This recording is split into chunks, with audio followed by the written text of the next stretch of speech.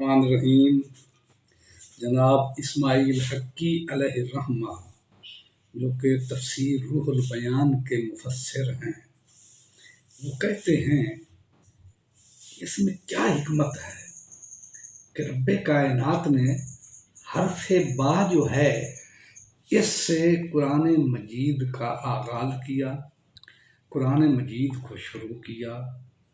ماتے مل حکمت و وسر فی اللہ تعالی جعل افتتاح کتابہ بحرف الباء و اختارہا علی سائر حروف لا سیما علی الالف۔ وہ فرماتے ہیں اس میں کیا حکمت اور کیا راز ہے رب کائنات کا کہ اس نے تمام حروف حتیٰ کہ الف کے اوپر بھی ترجیح دی۔ حرف با کو قرآن مجید کا ایک ابتدا بنانے کا شروع بسم اللہ الرحمن الرحیم شروع ہوتا ہے نا، تو بے جو ہے قرآن مجید کے تمام حروف سے پہلا حرف ہے۔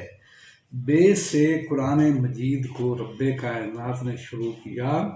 اس میں حکمت کیا ہے، اس میں راز کیا ہے؟ فرماتے ہیں فَإِنَّهُ أَسْقَطَ الْحَرْفُ مِنَ الْإِسْمِ وَثَبَتَ مَكَانُهُ الْبَاءُ فِي بسم اللہ۔ دوسری راز کی بات یہ ہے کہ رب کائنات بسم اللہ اصل میں بسم اللہ تھا، تو بے جب آئی تو الف کو گرا دیا، اور الف کیا ہے؟ الف ذات الہی کا ہے، الف اللہ ہے، اللہ کے نام کا پہلا حرف ہے۔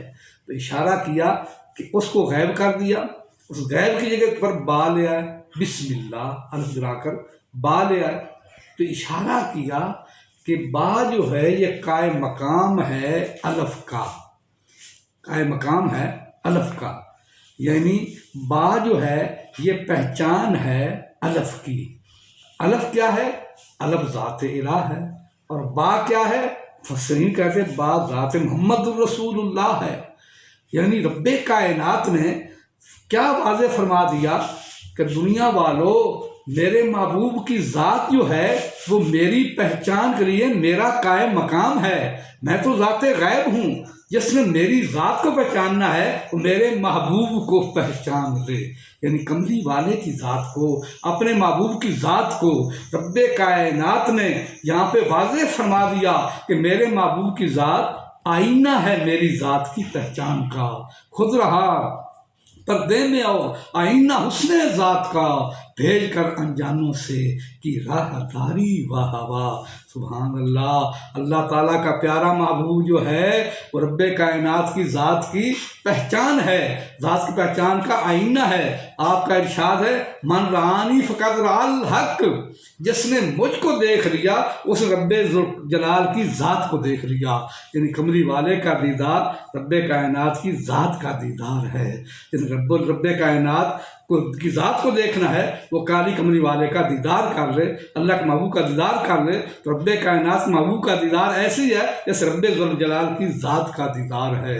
میرے اس ویڈیو کو فالو بھی کیا کرو، سبسکرائب بھی کیا کرو، بڑے علم کی باتیں ہیں، بڑے راز کی باتیں ہیں، رب کائنات راز کا حصہ آپ کو ضرور عنایت فرما دے گا۔ تو موضوع کے اوپر جو ہے مسح اس کو ذکر کیا جا رہا ہے، طریقہ بتا دیا۔ طریقہ کیا ہے؟ طریقہ یہ ہے کہ موزے دونوں پاؤں کے جو موزے ہیں ان کے اوپر جب پاؤں پہنے ہوں وضو کرنے کے بعد جب مسح کرنا ہے تو پورے ہاتھ کی انگلیاں جو چاروں وہ دونوں پاؤں پہ رکھ کر پاؤں کی انگلیوں کی طرف سے، پاؤں کی انگلیوں کی طرف سے ہاتھ کی انگلیاں پاؤں کی انگلیوں کے اوپر رکھے، موزوں کے اوپر، اور اوپر کو کھینچے، پنڈلی کی طرف لے جائے۔ تو ایک ہی مرتبہ یہ مسح کرنا ہوگا، اس سے مسح ادا ہو جائے گا۔ کم از کم 3 انگلیاں جو ہیں نا، دونوں ہاتھوں 3 انگلیاں، ان سے مسح کرنا ضروری ہے، اور 4 انگلیوں سے مسح جو ہے یہ سنت ہے، اس سے مسح کی ادائیگی ہر صورت ہو جائے گی۔ تو بہرحال مسح جو ہے اس کے توڑنے کون سی احکامات ہیں جن سے وضو ٹوٹ جاتا ہے، جن باتوں سے اس سے مسح بھی ٹوٹ جائے گا۔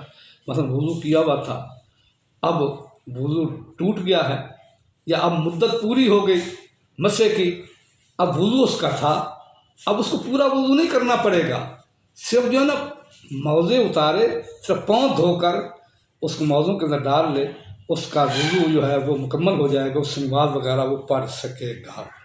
تو بہرحال یہ مسئلے کے جو مسائل ہیں، نواقض وضو بتا رہا ہوں، جو نواقض وضو ہیں، جو وضو توڑنے والی چیزیں ہیں، وہ مسح کو بھی توڑ دیں گی، اور جنابت کی صورت میں مسح نہیں ہو سکتا۔